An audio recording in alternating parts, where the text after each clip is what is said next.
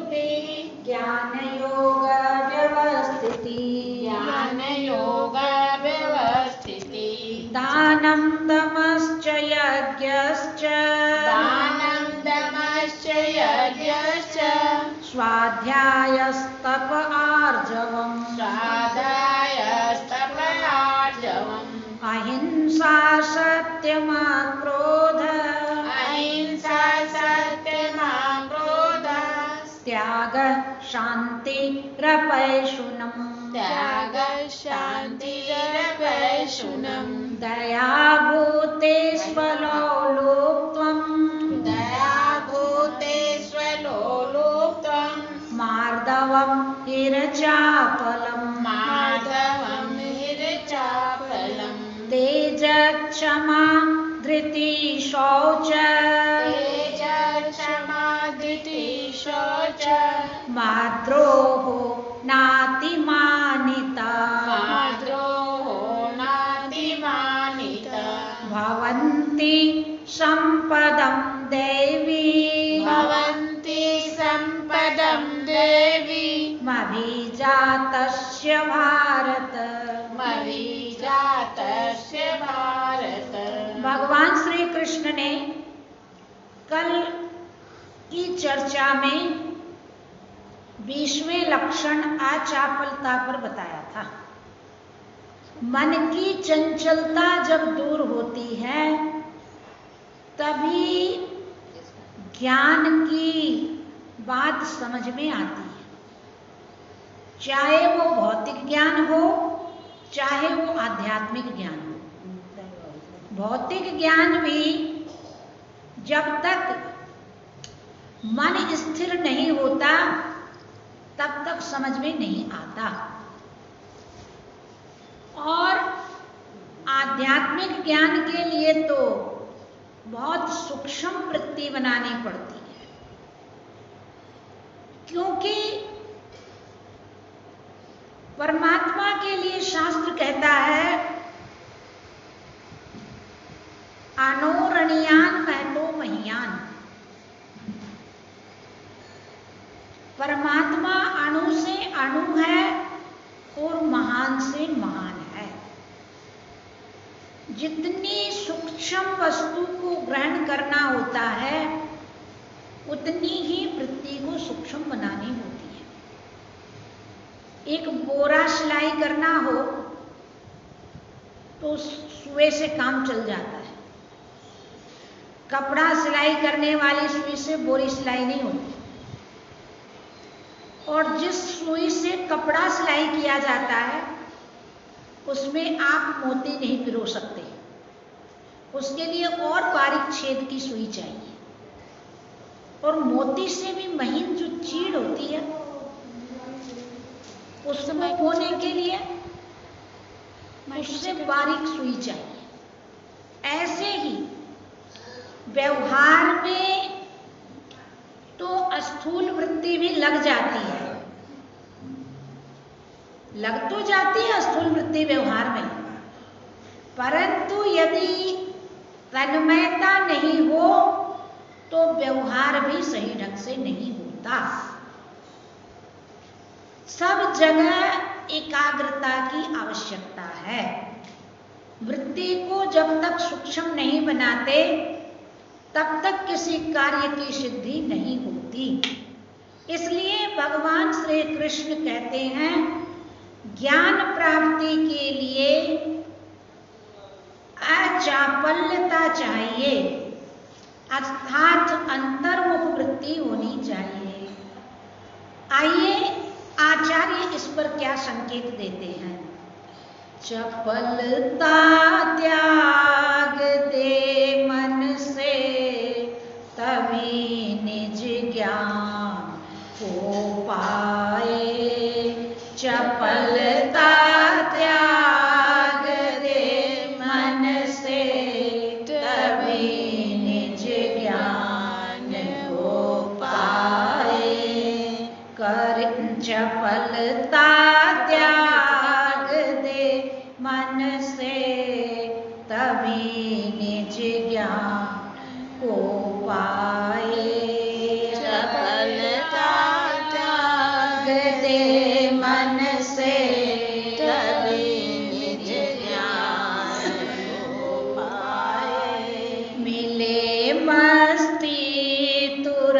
सच्ची अगर निश्चल जो हो जाए मिले मस्ती तुरंत सच्ची अगर निश्चल जो हो जाए मिले मस्ती तुरंत सच्ची अगर निश्चल जो हो जाए मिले मस्ती तुरंत सच्ची अगर निश्चल जो हो जाए नहीं भटके कभी प्राणी रहे ना बासना कोई नहीं भटके कभी प्राणी रहे ना बासना कोई तुरंत स्थिर वो हो जाए नभ तुच्छ रस पे वो ललचाए तुरंत स्थिर वो हो जाए न तुच्छ रस पर वो ललचाए चपलता त्याग दे मन से तभी निज ज्ञान हो पाए मिले मस्ती तुरंत सच्ची अगर निश्चल जो हो जाए मिले मस्ती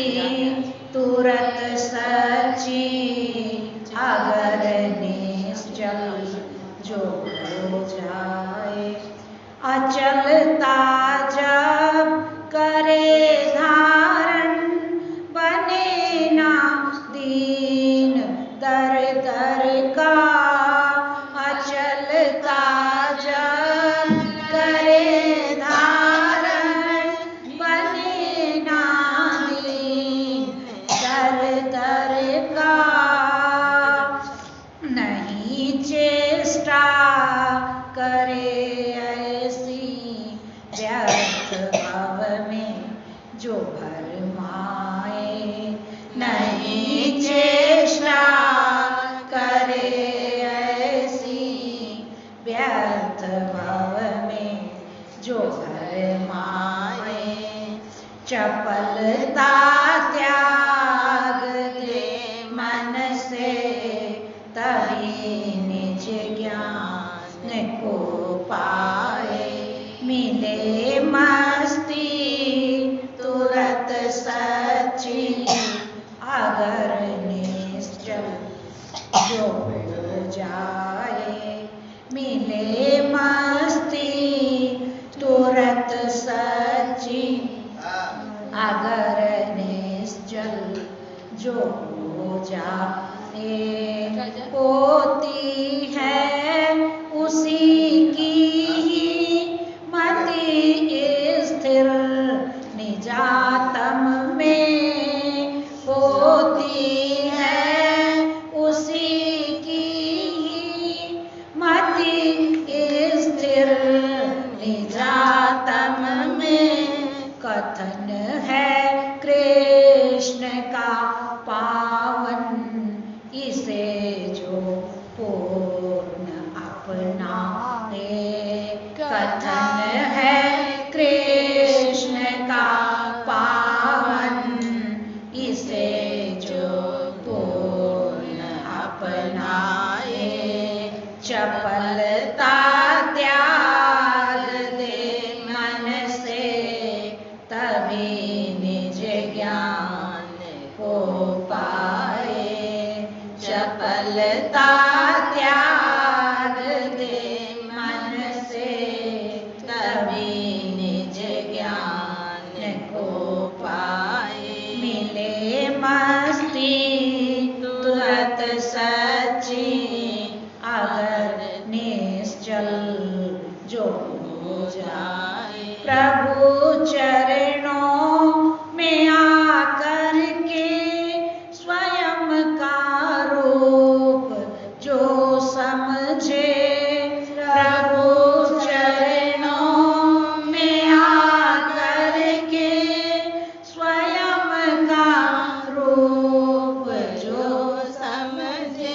तजे जड़ भाव फिर नकली, असल चिद रूप मिल जाए।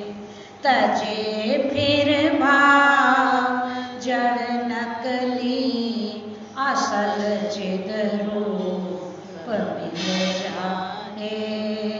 चपलता त्याग दे मन से, तभी निज ज्ञान को पाए। चपलता त्याग दे मन से, तभी निज ज्ञान को पाए। चपल मिले मस्ती तुरंत सच्ची, अगर निश्चल जो हो जाए। मिले मस्ती तुरंत सच्ची, अगर निश्चल जो हो जाए। तो इस प्रकार से भगवान ने 20वें लक्षण की व्याख्या की, अचापलता। मार्दवम हिरचापलम, ये 2 श्लोकों में भगवान ने दैवी संपत्ति के 20 लक्षण बताए। आज भगवान 21वां लक्षण बताते हैं, तेज। तेज, तेज का अर्थ क्या होता है? तेज कहते हैं प्रभाव।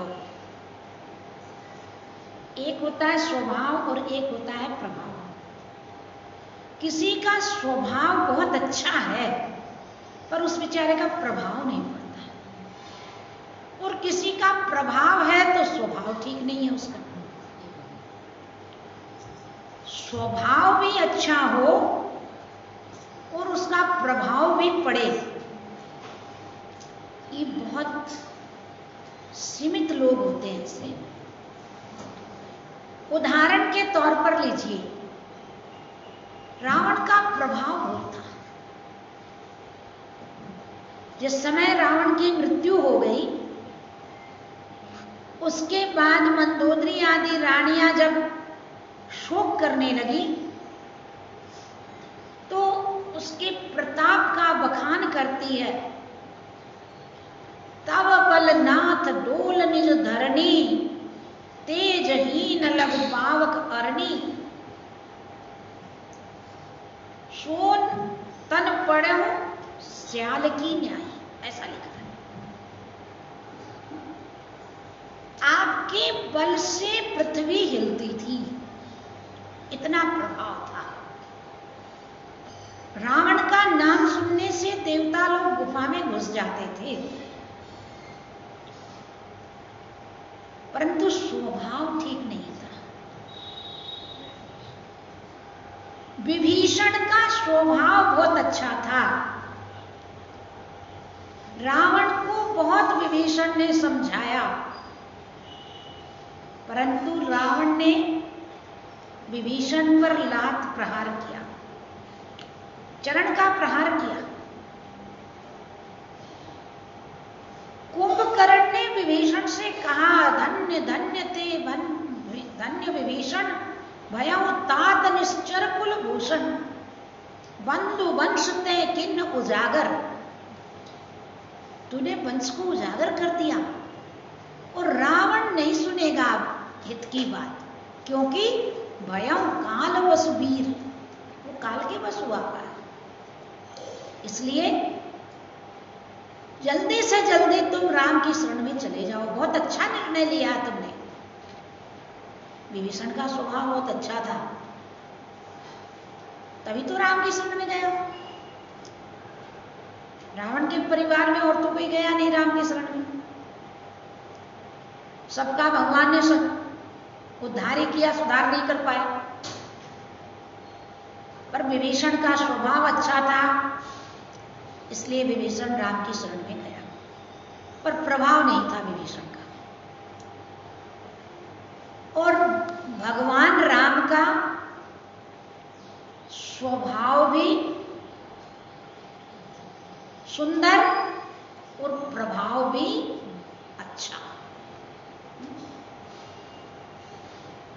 जिसके लिए रामचरितमानस में लिखा है, जासु स्वभाव हरि अनुकूला, सो के भी करें मातु प्रतिकूला। राम बैरी राम बड़ाई करें, शत्रु भी जिसकी बड़ाई करते हैं, ऐसा राम का स्वभाव था और प्रभाव भी था।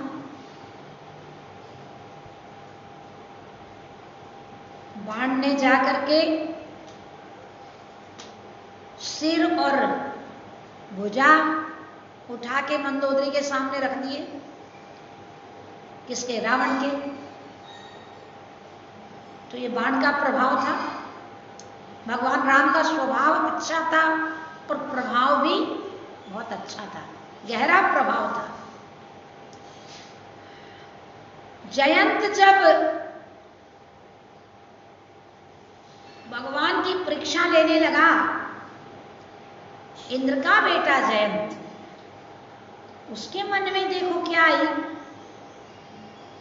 बोलिए भगवान है कि मनुष्य, इसकी जांच करनी चाहिए, परीक्षा लेनी चाहिए। किसका रूप बनाया उसने? कौवे का रूप बनाया। और कौवे का रूप बना के उसने क्या किया? सीता जी के पैर में चोंच मारी। अब जैसे चोंच मारी तो रक्त निकल गया सीता जी के पैर से। भगवान राम ने देखा ये क्या हुआ। भगवान राम अंतर्यामी समझ गए। उसी समय बाण को छोड़ दिया इंद्र के बेटे के पीछे, जयंत के पीछे। अब तीनों लोकों में जयंत घूम रहा है, पर किसी ने आओ बैठ भी नहीं कहा उससे। स्वयं उसके पिता इंद्र भी उससे मुंह घुमा लिए। अब हारे को हरिनाम, उस स्थिति में जयंत घूम रहा है, परेशान हो गया। चलते चलते रास्ते में नारद जी मिल गए। जब जीव दुखी होता है तो भगवान उसको सचेत करने के लिए संत भेजते हैं। परमात्मा का ही नित्य अवतार संतों को माना गया है। भगवान श्री कृष्ण ने भी अपने श्रीमुख से श्रीमद् भगवत गीता के 7वें अध्याय में संकेत दिया है, ज्ञानी त्वात्मैव मे मतम, ज्ञानी मेरी आत्मा ही है। अर्थात ज्ञानी में और मेरे में कोई अंतर नहीं। भगवान क्या कहते हैं? मैं तो हूँ उन संतन को जी दास जिन्होंने मन मार लिया। मैं तो हूँ संतन को दास जिन्होंने मन मार लिया। मन मारा तन बस किया जी, सभी भरम गए दूर। मन मारा तन बस किया जी, सभी भरम गए दूर। बाहर तो कुछ दिखे नाही, बाहर तो कुछ दिखे नाही, भीतर चमक वाक नूर जिन्होंने मन मार लिया। मैं तो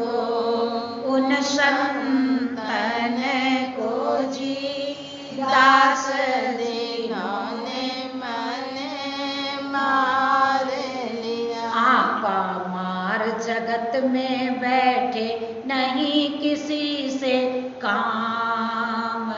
आप हमारे जगत में बैठे नहीं किसी से काम। उनमें तो कुछ अंतर नाही, उनमें तो कुछ अंतर नाही। साधु कहो जी चाहे राम जिन्होंने मन मार लिया।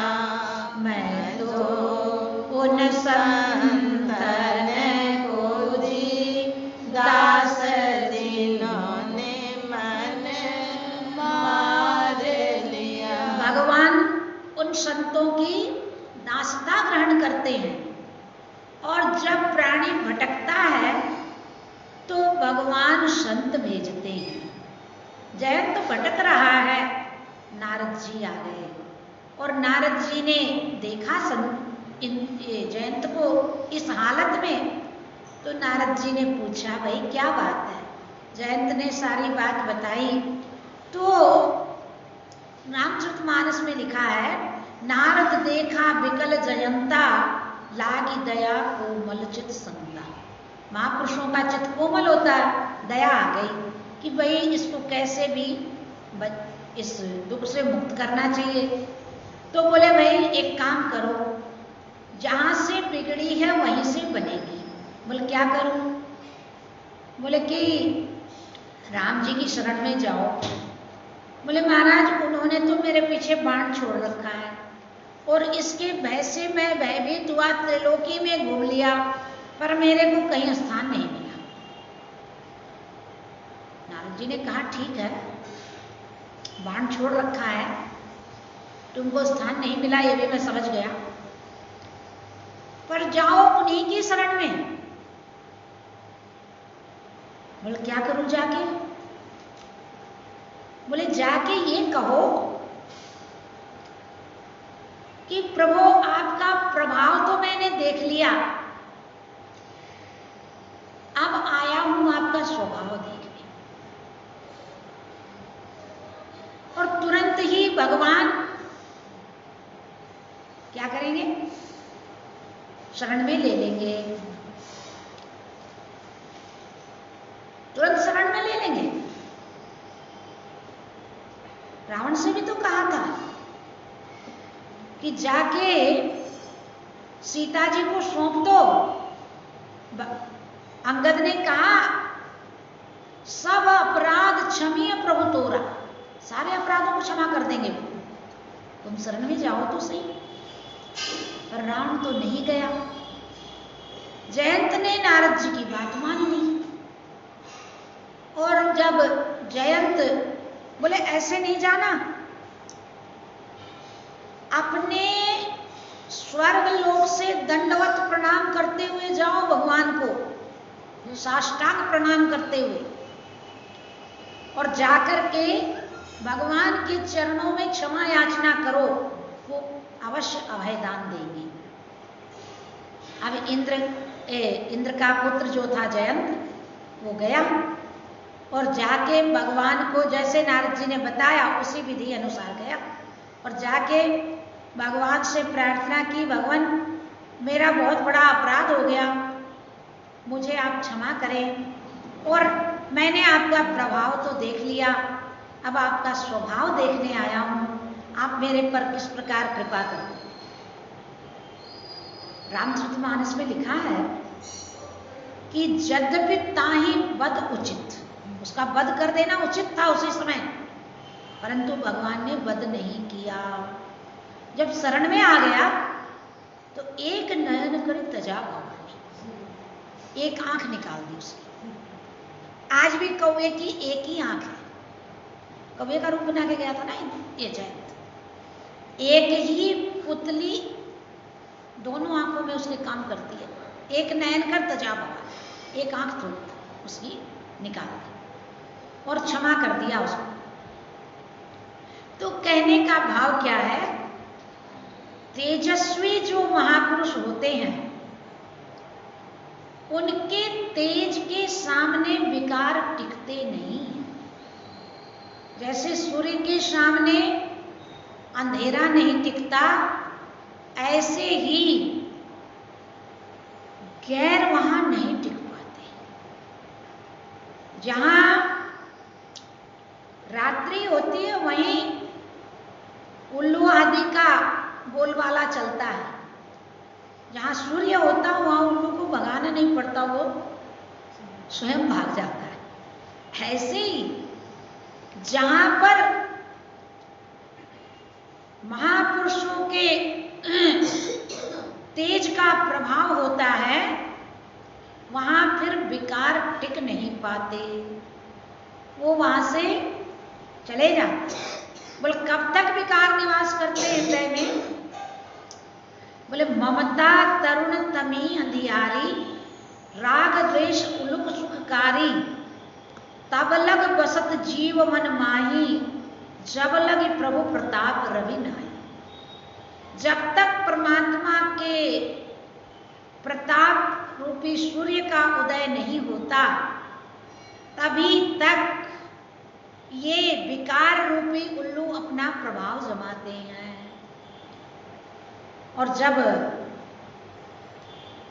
ये परमात्मा की कृपा रूपी सूर्य उदय हो जाता है तो फिर इनका प्रभाव नहीं चलता। कामाधिक विकार जो हैं वो अपना चुपचाप बैठ जाते हैं बेचारे एक तरफ। जैसे किसी के घर को कोई खाली नहीं करता है, किराएदार जो रहता है वो घर छोड़ना नहीं चाहता, तो वो क्या करता है, मकान मालिक किसी दरोगे को लाके अपने पास रखता है, उसके भय से उसको छुड़ाना नहीं पड़ता, वो अपने आप छोड़ के चला जाता है। ऐसे ही जब विकार नहीं छोड़ते हैं मन को, तो फिर साधक क्या करता है, परमात्मा की भक्ति रूपी पहरा रखता है, तो विकार अपने आप ही हट जाते हैं। प्रभु की कृपा को जब अपना लेता है तो विकार फिर टिक नहीं सकते। इसलिए कहते हैं कि क्योंकि दो वस्तु तो एक जगह टिकेगी नहीं, क्योंकि दोनों का क्या विरोध है, हर की भक्ति जग की आशा और दोनों जान सौत का वासा। दो सौतें तो इकट्ठी रहती नहीं। तो जिस हृदय में परमात्मा की भक्ति आ जाती है वहां फिर संसार के विकार नहीं टिकते। तो कामाधिक विकार अपने चुपचाप एक तरफ बैठ गए। तो विवेक के जो अनुयायी थे उन्होंने पूछा कामादिकों से, बोले भाई क्या बात है, आजकल दुबले पतले हो गए हो, एकदम सूखे सूखे लगते हो, क्या जेठ की लू लग गई, क्या माघ महीने का पाला पड़ गया, क्या हो गया? तो विकार बोले, अरे भाई क्या बताएं, हमारे पिता ने बधू की नहीं है, खिलाती पिलाती हमेशा नहीं है, कभी मांगते तो दिखा दांत देती, करे जिद तो पेट में लात देती, नहीं होएगी जो सुना हमारी सुनाई, चले जाएंगे छोड़ के दे भाई। बैठे हैं, अरे हमारे पिता जीव ने ब्रह्म विद्या रूपी वधू को अपना लिया, अब वो हमारी सुनती नहीं, ज्यादा जिद करते हैं तो हमारे ऊपर प्रहार करती है, इसलिए बैठे हैं, नहीं सुनाई होगी तो छोड़ के जाना तो गई। तो इस प्रकार से विकारों का फिर प्रभाव नहीं चलता। विकार जो है हटाना नहीं पड़ता, वो अपने आप हट जाते हैं। कब?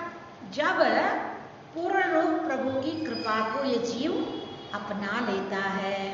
तो इसलिए देखो, संत महापुरुषों के दर्शन से विकार कैसे हट जाते हैं। अंगुलीमाल डाकू का नाम सबने सुना होगा। अंगुलीमाल जो डाकू था ना, वो क्या करता था, अंगुलीमाल नाम क्यों पड़ा था उसका, बोले सबकी अंगुली काट काट के माला बना के पहनता था। देखो, अब वो अंगुलीमाल डाकू भगवान बुद्ध के सामने आ गया। भगवान बुद्ध के सामने जब आया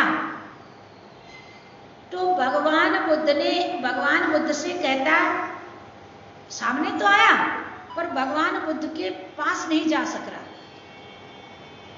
तो भगवान बुद्ध से कहता है, आप मेरे से दूर क्यों हो रहे हो, मेरे सामने आओ, मेरे से डर रहे हो। भगवान बुद्ध बोले, भाई मैं तो तेरे सामने ही खड़ा हूं, तू मेरे को नहीं देख पा रहा। बोल क्यों नहीं देख पा रहा, ये भी बता देता हूं। तेरे मन में जो विकृत भावना है उसको निकाल, तो फिर मैं तो तेरे सामने ही हूं। अब अंगुली माल पर उसका ऐसा प्रभाव पड़ा कि उसकी जो विपरीत बुद्धि थी, विकारी भावना थी, वो सारी की सारी समाप्त हो गई। अपने महाराज श्री को गोगरी जमालपुर में गोगरी जमालपुर के जो कुछ भाई लोग थे, उन्होंने एक हलवाई को तैयार किया। बोले इन महात्मा को यदि तू कत्ल कर देगा तो तेरे को 500 रुपया देंगे। अब वो गया महाराज श्री के सामने बंदूक लेके, और जाते के साथ उसके हाथ से बंदूक गिर गई। देखो, ये होता महापुरुषों का प्रभाव। महाराज श्री ने उसको आश्वासन दिया, बोले बैठ जा, तेरे पर आफत आ जाएगी। उसी समय उसके भाव बदल गए और उसने, कहते क्या तो वो बंदूक लेके मारने आया था उनको, और क्या कहते हैं वो 1 सप्ताह अपने मोहल्ले में ले जाके महाराज श्री से सत्संग सुना। बोले मैं क्या करने जा रहा था, मेरे से तो बहुत बड़ा अपराध हो जाता। धन्य है महाराज, आपने मेरे को बचा लिया। और जब भी पूज्य श्री जाते थे जमालपुर तो जाके उनके सामने रोता था, बोले मैं ही हूं वो दुष्ट हलवाई जो इतनी बड़ी विभूति को नष्ट करने जा रहा था। तो व्यक्ति किए हुए का पश्चाताप जरूर करता है, पर वैसा प्रभावशाली जीवन होना चाहिए। बोले खाली गाड़ी जाती है तो निशान नहीं होते हैं, जब भरी हुई गाड़ी जाती है तो उसके निशान होते हैं। ऐसे ही आप साधारण सी बात देख लो, हम यदि 8 बजे तक सोएंगे तो हम किसी को नहीं बोल सकते कि तुम 4 बजे उठो। बोला खुद तो उठ जाओ पहले, ऐसे बोलेगा ना। पर हम यदि 4 बजे उठेंगे तो सामने वाला कम से कम शर्म से 6 बजे तो उठेगा। बोले भाई ये तो 4 बजे उठता, तो हमको 6 बजे तो उठना चाहिए कम से कम। एक महात्मा के पास एक वृद्धा माई अपने लड़के को लेके गई। बोले महाराज ये गुड़ खाता है और गुड़ खाने से इसकी सेहत बिगड़ जाती है, पर मानता नहीं। महात्मा बोले भाई तो इसको कुछ उपदेश करो, क्योंकि महात्माओं का उपदेश शायद लग जाए। महात्मा बोले भाई बात तो ठीक है, पर 1 सप्ताह बाद लेके आना। बोले ठीक। 1 सप्ताह बाद जब लेके आई तो महात्मा ने उसको कहा, देखो बेटा गुड़ ज़्यादा नहीं खाना चाहिए, गुड़ खाने से सेहत बिगड़ती है, इसलिए सीमित रूप से सब चीज़ का सेवन ठीक रहता है।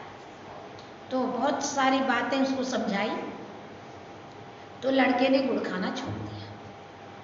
तो वृद्धा माई ने कहा महाराज ये बात तो आप उस दिन भी बोल सकते थे। महात्मा बोले नहीं, उस दिन यदि मैं बोलता तो इसको प्रभाव नहीं पड़ता, क्योंकि मैं खुद गुड़ खा रहा था। मैंने 1 सप्ते में गुड़ खाना छोड़ा है, तब मेरी बातों का इस पर असर हुआ है।